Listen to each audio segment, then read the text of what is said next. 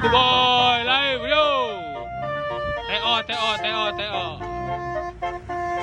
Itu boy, Teo baru dak yo.